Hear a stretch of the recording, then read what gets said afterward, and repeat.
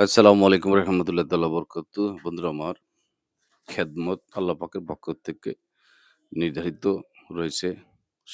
এই সৃষ্টি জগতে ধরাধামে যারা মনোনীত হবেন বা নেতৃত্ব দিবেন, এটা মহান মালিকের পক্ষ থেকে বিভিন্নভাবে তকদিরে আসে, খেদমতে আসে।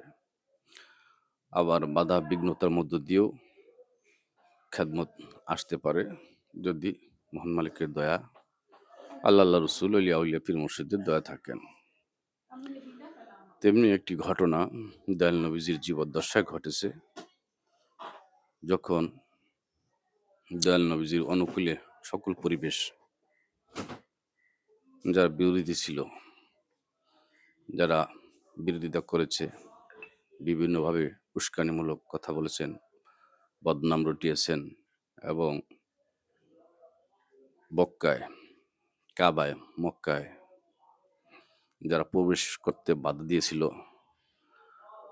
এবং যারা প্রতিরোধ গড়ে তুলেছিল, তাদেরকেই দয়াল নবীজি বর্তমানে কাবা শরীফ, হেরেম শরীফের দায়িত্বে রেখেছেন, খেদমতে রেখেছেন, গোলামিতে রেখেছেন।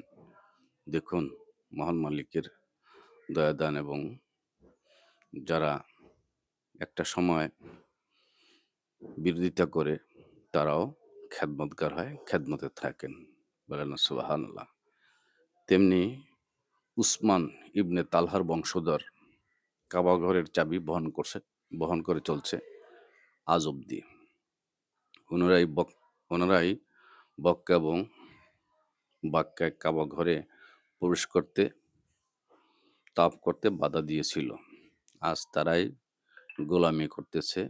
নূর নবী সাল্লাল্লাহু আলাইহি ওয়াসাল্লাম তাদের হাতে চাবি দিয়ে বলেছেন, এবং চাবি দিয়ে বলেছেন যে তোমরা খেদমতে থাকো।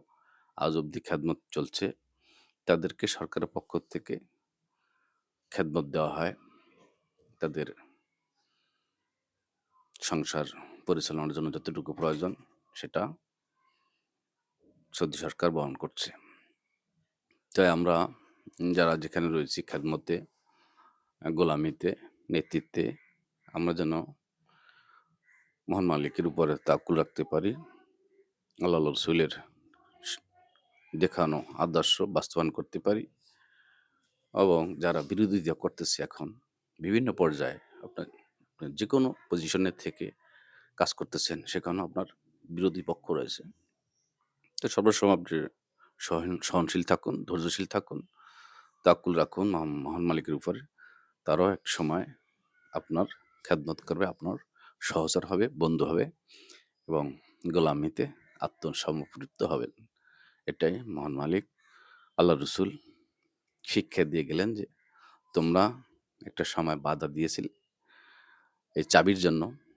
আমি দুনিয়াদারির জন্য নয়, আমি দুনিয়ার পাগল নই। তোমরা খেদমত করো, তোমাদের হাতে এই চাবি থাকুক। লোভীদের, দেখুন লোভীদের চিন্তাভাবনা এটাই। আর যারা সার্বজনীন, তারা এত কিছু চিন্তা করে না। তারা সকলের জন্য নিবেদিত, সকলের জন্য তারা কাজ করতেছে, এবং যারাই বিরোধিতা করছে তাদেরকে কাছে এনে তাদেরকে দ্বারাই আবার গোলামিতে, খেদমতে লাগিয়েছেন। এটাই হলো আল্লাহ রসুলের আদর্শ, অলিয়া উলিয়াদের আদর্শ, পীর মুর্শিদের আদর্শ। এবং খেদমত কিভাবে করতে হয় সেটা দয়াল নবীজি দেখিয়ে দিয়েছেন, আর এখন পর্যন্ত তারা গোলামি করতেছেন। দেখুন মহান মালিকের দয়া, দয়াল নবীজির নেঘা করম দয়া। তো সকল ভালো থাকুন, সুস্থ থাকুন, আলোচনা শুনুন।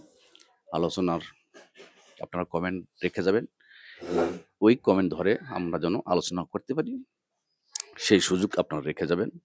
সকলের প্রতি ভালোবাসা, মহব্বত অবিরাম। নতুন বছরে সকলের প্রতি দোয়া, ভালোবাসা অবিরাম। আমাদের জন্য দোয়া করবেন, আমরা যেন আপনাদের পাশে থাকতে পারি, পাশে রেখে সামনে এগিয়ে যেতে পারি।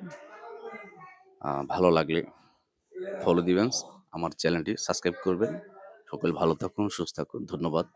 আসসালামু আলাইকুম রহমতুল্লাহ তাআলা বরকাতুহু।